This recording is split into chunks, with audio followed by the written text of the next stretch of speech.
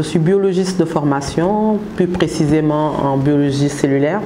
Après avoir été responsable des vaccins viraux, j'ai été promue chef de laboratoire avant d'être depuis 2020 à la tête donc de cette unité en tant que directrice des vaccins.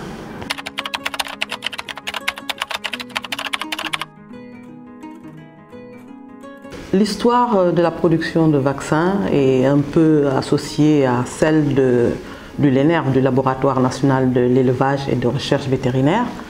Donc je peux dire que depuis 1935, le Sénégal produit des vaccins pour accompagner la recherche, bien entendu. Et en 1974, avec l'avènement de l'ISRA, donc l'unité de production de vaccins fait partie intégrante donc, de l'ISRA. C'est un département à part, mais nous travaillons en étroite collaboration avec le LENER. Nous avons deux sites de production. Un premier site ici à Dakar et un autre site à Dara. Toujours est-il qu'on a un labo moderne de dernière génération à Dara. Et à Dara, nous produisons 3 types de vaccins. Nous utilisons le biofermenteur, principalement pour la production de Pasteurellox et de toutes les passerelles en fait. Pasteurellox, Pasteurelade sont des vaccins. Et nous produisons aussi également de l'anabot à Dara. Donc tous ces 3 vaccins sont des vaccins bactériens qui sont produits à Dara Djolof. Et ici à Dakar, nous avons 2 sections. Une section destinée aux vaccins viraux, notamment le vaccin contre la peste des petits ruminants, le vaccin contre le polyéquipeste, le vaccin contre la clavelée ovine et le vaccin contre les maladies aviaires, à savoir Newcastle et variole. Et en bactériologie, toujours ici à Dakar, il y a le vaccin contre la péripneumonie contagieuse bovine, notamment le T144, le carbosympto et le carbovin. Donc voilà, ce qui fait en gros, nous produisons en routine 10 types de vaccins, alors que nous détenons 21 autorisations de mise sur le marché. Mais nous ne produisons que ce qui est vendu, ce qui est demandé. Donc c'est pour ça qu'on se focalise plus sur les 10 types.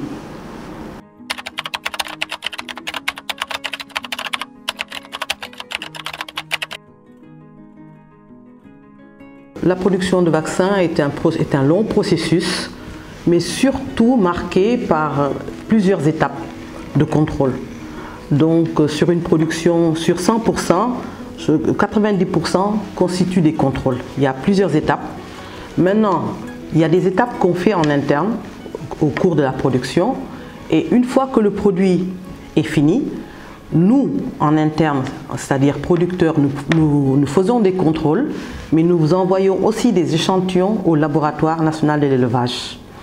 Et ensuite, il y a un 3e contrôle qui se passe au PANVAC, qui est un organisme international reconnu par l'OIE et qui est chargé du contrôle de qualité des vaccins.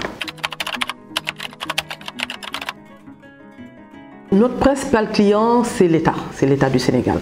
Donc nous assurons l'approvisionnement en vaccins, la fourniture, j'allais dire, en vaccins pour toutes les campagnes de vaccination. Donc de ce côté-là, on a un bon feedback. Et malheureusement, c'est parfois au détriment des privés, parce que nous privilégions bien entendu l'État. Mais tout ça, c'est un long processus. On est en train d'améliorer notre système pour que la disponibilité soit plus grande et qu'on puisse satisfaire tout le monde. Mais en général, sur la qualité du vaccin, le feedback est bon. Il y a juste la disponibilité parfois qui pose problème.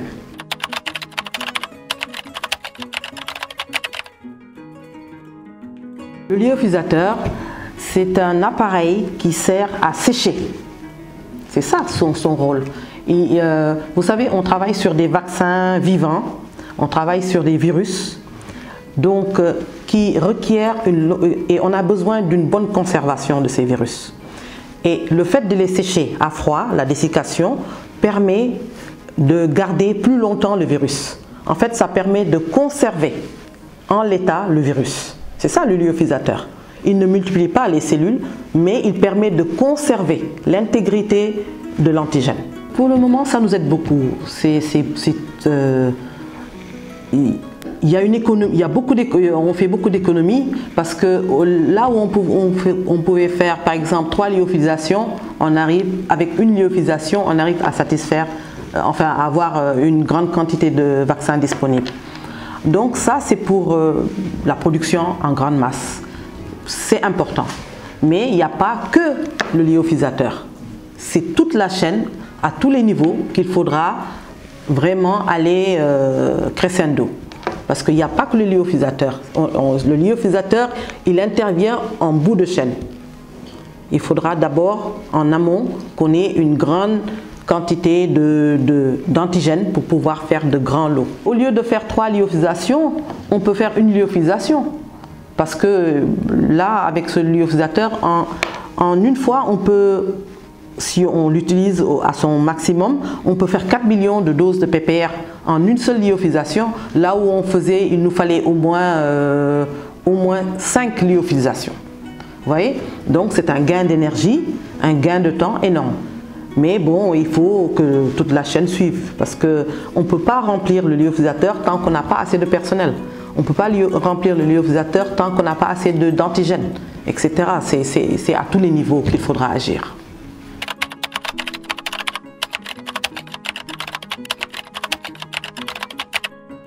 C'est nous qui assurons donc toute la fourniture des vaccins, en tout cas des vaccins ici au Sénégal. Nous assurons tous les ans. On a une commande du MEPA et on essaie au maximum de remplir nos obligations en tout cas, et nous couvrons toute la campagne de vaccination. Bon, il y a des années comme il y a 2-3 ans, c'était un peu difficile, mais depuis l'année dernière, on essaie quand même de satisfaire à toutes les demandes du MEPA.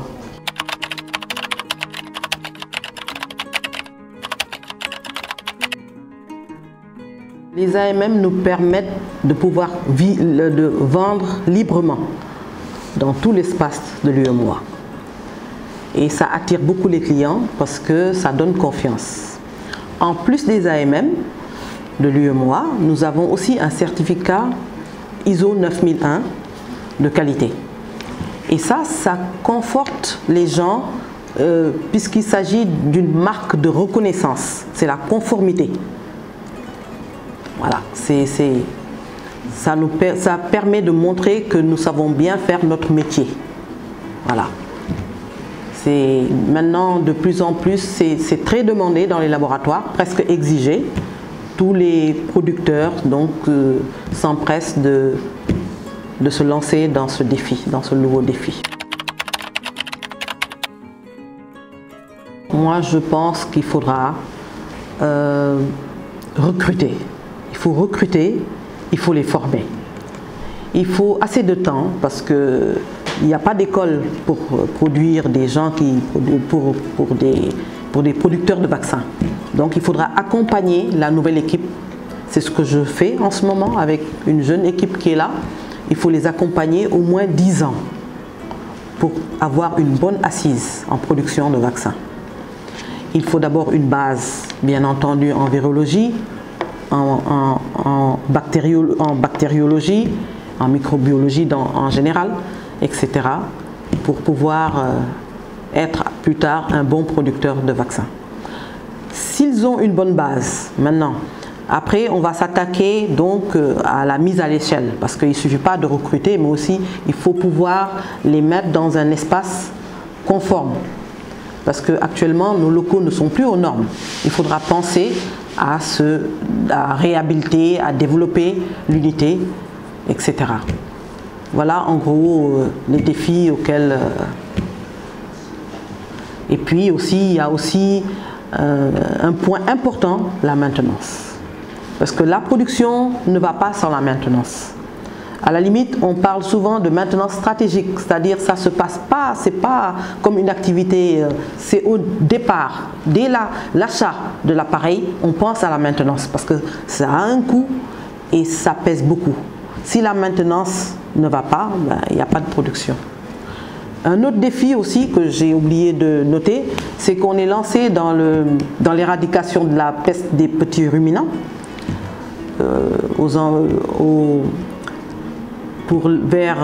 En fait, c'est prévu pour l'année 2030 et donc on est tenu de fournir assez de vaccins PPR contre la peste des petits ruminants pour pouvoir éradiquer cette maladie. Ce sera un deuxième succès story, maybe, si on y arrive, parce que la première éradication, c'était la peste bovine, et je crois que le Sénégal avait été le premier pays à se déclarer indemne de peste bovine. D'ailleurs, on a reçu récemment une reconnaissance de l'Union africaine qui montrait pour la qualité des vaccins qui étaient produits lors de cette première campagne d'éradication. Et nous souhaitons en faire autant pour la deuxième session en tout cas.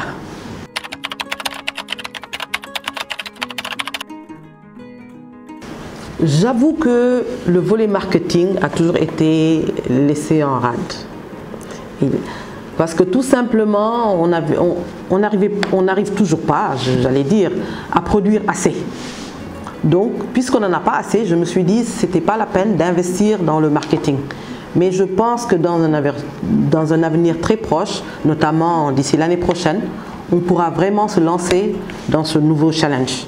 Parce que de plus en plus, on pourra produire et il faudra les vendre. Il faudra surtout vendre à l'extérieur.